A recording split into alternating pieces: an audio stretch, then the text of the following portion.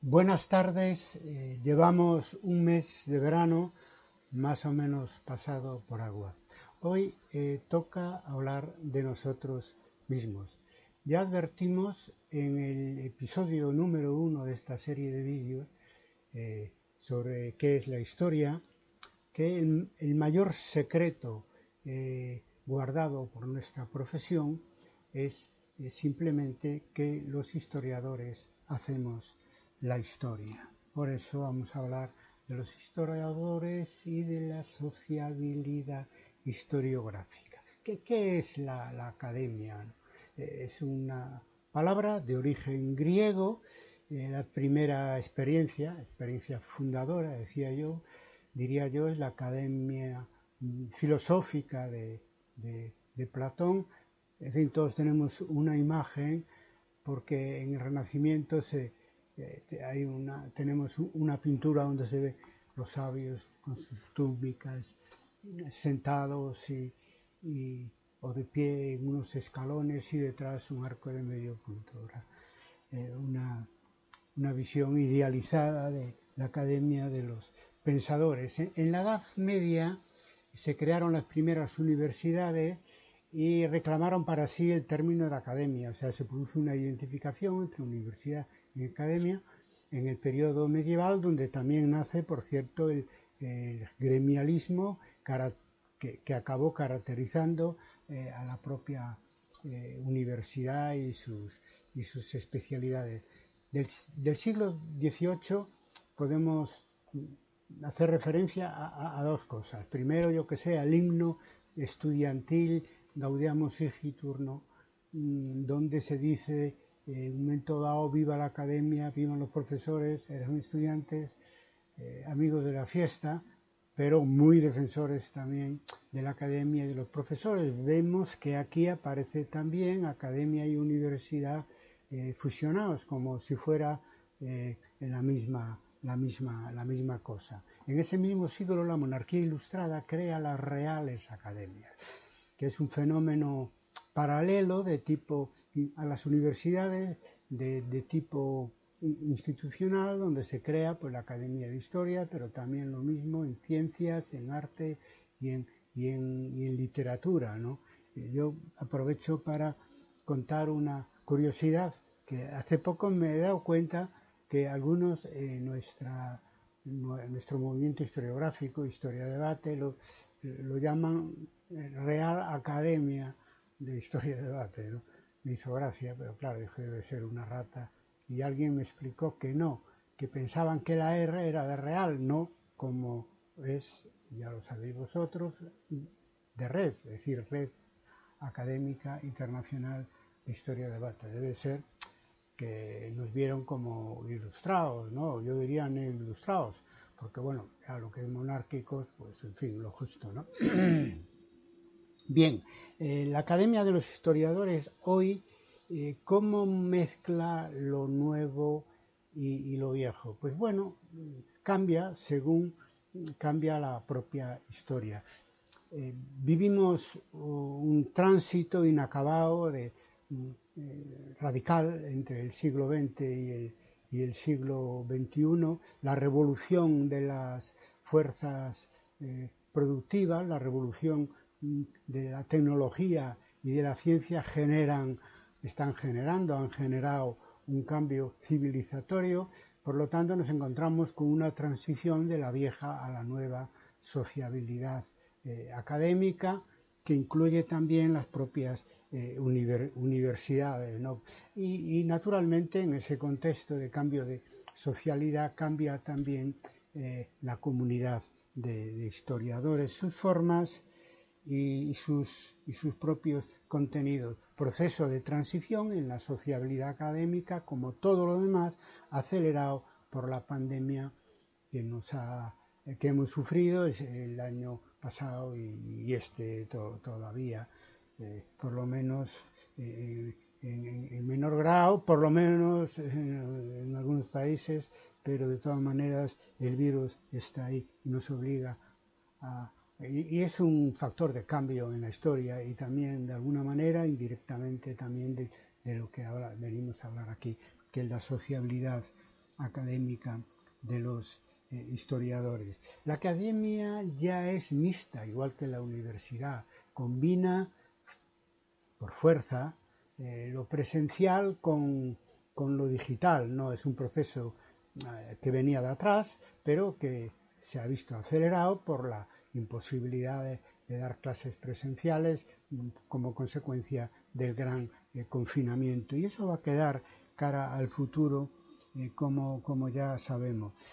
Y uno de los efectos para el tema de hoy aquí, para este episodio número 42, es que genera o impulsa un nuevo tipo de comunidad académica, son las comunidades digitales, en este caso las comunidades digitales de historiadores, ¿no? Que tienen, pues voy a destacar 4 rasgos, ¿no? Primero, que son comunidades de académicos, en este caso dedicados a la historia, más horizontales, de manera que se invierte en alguna medida o en toda, en el ámbito digital, desde luego, y alguna medida en el conjunto de la academia presencial más digital, la jerarquía tradicional de la universidad, lo cual ayuda a que florezca el conocimiento nuevo, ¿no? También el nuevo tipo de comunidades digitales ayuda a que los jóvenes encuentren un protagonismo más fácilmente, sin tantas cortapisas, y aprenden en el mundo digital muchas cosas de las que no habían oído hablar en la enseñanza formal en la universidad. Creo que en general ese es un proceso positivo. Por lo tanto, las comunidades académicas de tipo digital, en este caso aplicada a la historia, pues favorecen los nuevos paradigmas frente a nuestro competidor principal, en el caso de los historiadores, que es el positivismo, el retorno al positivismo después de la crisis de Annales y del marxismo, que en todo caso es un retorno reactivo, no reflexionado, no organizado, ¿no? Y que se mueve con dificultad en un medio tan fluido y tan líquido como es el medio digital, a diferencia de los nuevos paradigmas que estamos practicando y que estamos proponiendo. Otro cambio también que suponen las nuevas comunidades digitales de historiadores es que favorecen la alta divulgación, es decir, hecha por historiadores académicos, en lugar de la baja divulgación a la que estamos acostumbrados, centrada en grandes batallas, en grandes acontecimientos, en grandes figuras. Yo con eso no quiero decir que eso vaya a ser así o esté siendo así, porque los historiadores de oficio nos dediquemos a simplificar lo que es la historia para llegar a un público más amplio. No, el público ese amplio es un público formado ya, en gran medida el público que se interesa en Internet por la historia han salido de la universidad, no solo de las carreras de historia, sino en general tienen formación universitaria o si no, pues pueden acceder al tipo de historia que nosotros hacemos de manera directa, porque ahora hemos encontrado la vía, que es la vía digital, para llegar a ese público más amplio y que sepa que vaya más allá de esos análisis superficiales a los que estamos acostumbrados en la divulgación histórica ya antes de Internet y que ahora continúa con Internet. Pero por un tiempo, porque pienso que estas nuevas comunidades digitales de historiadores pueden ayudar a esto que estoy diciendo, es decir, sustituir el bajo nivel de la divulgación histórica por un nivel que esté a la altura de lo que se produce en la universidad, lo cual no quiere decir que eso no nos obliga a nosotros a cambiar el lenguaje, pensar en los temas y en los enfoques si queremos dirigirnos a un público más amplio que no sean los propios colegas. Bien, Se está ampliando la comunidad de historiadores dentro de los cambios de sociabilidad de los que estamos hablando, ¿no? Aquí están y que son inacabados, estamos empezando. Se está ampliando por lo siguiente, por el déficit de puestos en las universidades para los historiadores y doctores que nosotros mismos formamos. Eso viene de la crisis del año 2008 y sus consecuencias, la gran depresión, ¿no? Y las políticas de austeridad, en fin, se redujeron extraordinariamente en la década pasada, como ya sabemos, los puestos para jóvenes investigadores en la universidad, y eso de alguna manera continúa, no ha habido cambios importantes. Y ahora nos preguntamos qué va a pasar después de esta crisis económica en la que estamos, derivada por el COVID-19.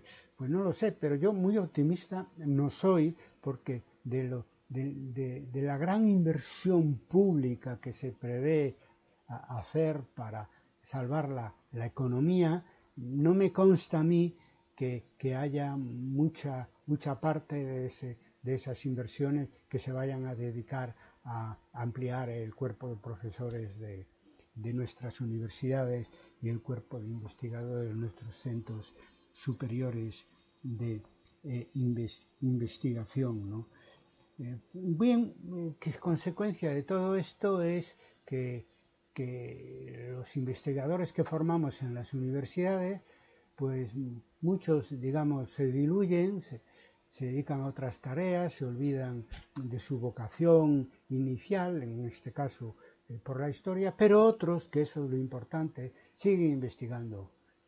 De hecho, hoy en día, gran parte de la investigación que hacemos los historiadores ya se hace, o una parte importante se hace fuera de la universidad, incluidas tesis, ¿eh? A veces, pues la mayoría de las tesis, yo creo que al no tener puestos para los doctores, pues simplemente pueden abandonar completamente, insisto, su vocación por la historia, o como hacen ya cada vez más, seguir investigando con todo lo que han aprendido en la universidad y en su propia formación autodidacta, investigando sobre la historia y trabajando pues en la enseñanza secundaria, en otros trabajos, o como nos ayuda a comprender la historia aplicada o la historia pública desde puestos de nuevo tipo también, donde encontramos no pocos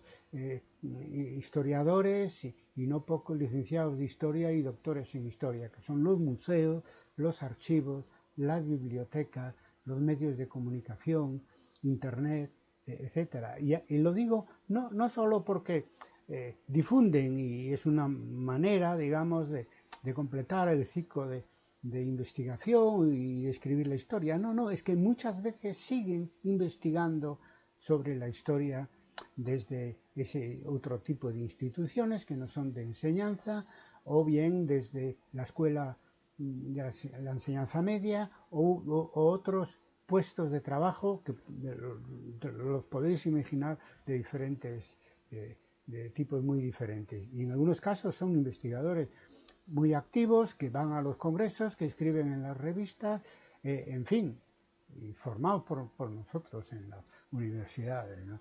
Por lo tanto, eso es una característica que tiene la ampliación de la comunidad de historiadores en el mundo del siglo XXI, ¿no? Al mismo tiempo, en este nuevo siglo está creciendo la competencia que sufrimos, diría yo, por la reacción de algunos, en la escritura de la historia. O sea, hay otros que no son historiadores que también quieren escribir la historia y lo hacen a su manera, compitiendo con los historiadores académicos, ¿no? Eso siempre hubo algo, ¿no? De eso, pero no tanto como hoy en día, ¿no? Hoy en día, y eso es una fortuna, ¿no? Debemos vanagloriarnos porque el interés por la historia pues va más allá de de los que nos dedicamos a enseñarla y a investigarla. Y eso es muy importante, ¿no? Que haya más personas, ciudadanos y ciudadanas que quieran escribir la historia, ¿no? Por lo tanto, demos por hecho ya que ese monopolio de los historiadores sobre la historia ya no existe. Y si alguna vez existió, desde luego, pues fue, pues en fin, por el apoyo público del Estado, que a partir del siglo XIX recibe la historia, sobre todo en aquellos años, porque era una tarea de Estado crear una historia para las naciones que surgían alrededor del Estado-nación, permítaseme la redundancia, en el siglo XIX. Todo eso ha quedado muy atrás. Hoy hay que hablar del fin del monopolio de los historiadores sobre la historia. Y esa rivalidad viene con quien desde la sociedad y la política también comparece en esa tarea de escribir la historia, como por ejemplo la memoria histórica o como por ejemplo los movimientos identitarios de tipo nacional, ¿no? Que no están allá tan contentos como se puede pensar con la historia académica, y ellos tratan de escribir su propia historia, es decir, la historia que les afecta más por la temática de esos movimientos políticos sociales. Y por cierto, está en todo su derecho, porque la historia de todos, también de los sujetos de la historia, de los sujetos actuales de la historia, no podemos decir otra cosa, ¿no? También se compite en la escritura de la historia desde las ciencias naturales y de la literatura, de los dos extremos, ¿no? La ciencia, digamos, más pura, por un lado, y por otro lado, la ficción, más ficción, en fin, a través de la escritura de ficción, o bien incluso de todo del cine y otros fenómenos multimedia. Entonces, ¿quiénes compiten desde esos ámbitos con la historia? Por ejemplo, en el caso de las ciencias naturales, pondría como ejemplo la historia genética, que en muchos casos no cuentan con los propios historiadores y tratan de decirnos, en fin, en qué nos hemos equivocado o qué fue aquel fenómeno histórico. Claro, muchas veces apoyándose solo en datos genéticos. Nosotros somos entusiastas de la genética histórica, pero siempre y cuando, naturalmente, como cualquier otro tipo de enfoque metodológico, se encuadre en un enfoque global. No es así algunos genetistas que se dedican a la historia, y hemos visto por ahí. Después también no me paro en ello porque hemos dedicado un episodio al tema de la narración. Es decir, la literatura, existe ahora una literatura que se llama literatura de no ficción, es decir, en extremo realista, y por lo tanto una novela histórica pretendidamente más realista, como dicen ellos, que la historia que hacemos los historiadores. Para nada es así, pero con todo es interesante ese diálogo con los autores de no ficción histórica, y es un reto y un desafío para nosotros, los historiadores, digamos, institucionales, ¿no?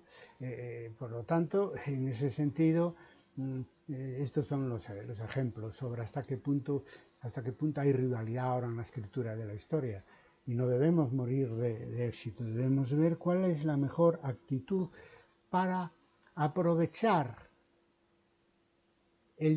para un nuevo impulso de la historia este interés tan amplio sobre la historia que existe hoy en día, que además suele suceder cuando atravesamos momentos de cambio histórico como es este inicio del siglo XXI, ¿no? Por lo tanto, en ese sentido, ¿qué hacer, no?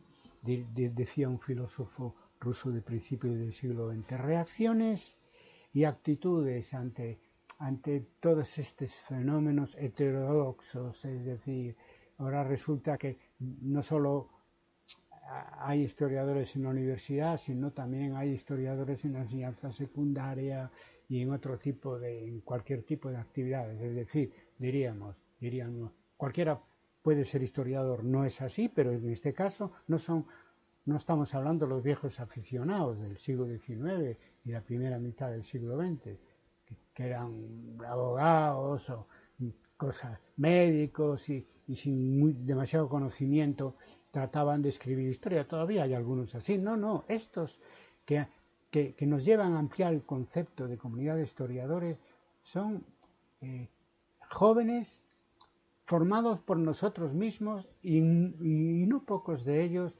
doctores en historia. Entonces, ante estos fenómenos nuevos hay dos reacciones. Una es defensiva y otra es a la ofensiva. A la defensiva sería, claro, descalificar estos fenómenos nuevos, ¿no? Desde unas posiciones academicistas, corporativistas, inútiles, valen solamente para los propios que la practican y para engordar su propio yo, nada más, porque no tienen eficacia ninguna a la hora de tratar de resolver ese problema de qué hacemos con la historia de cierta calidad que se escribe fuera de la universidad. Por lo tanto, estar a la defensiva es como intentar parar el viento con las manos. No sirve de mucho, ¿no? Al contrario, porque da una imagen muy cerrada del oficio de historiador. Nos quita perfil atractivo para jóvenes que quieran investigar la historia y que se van a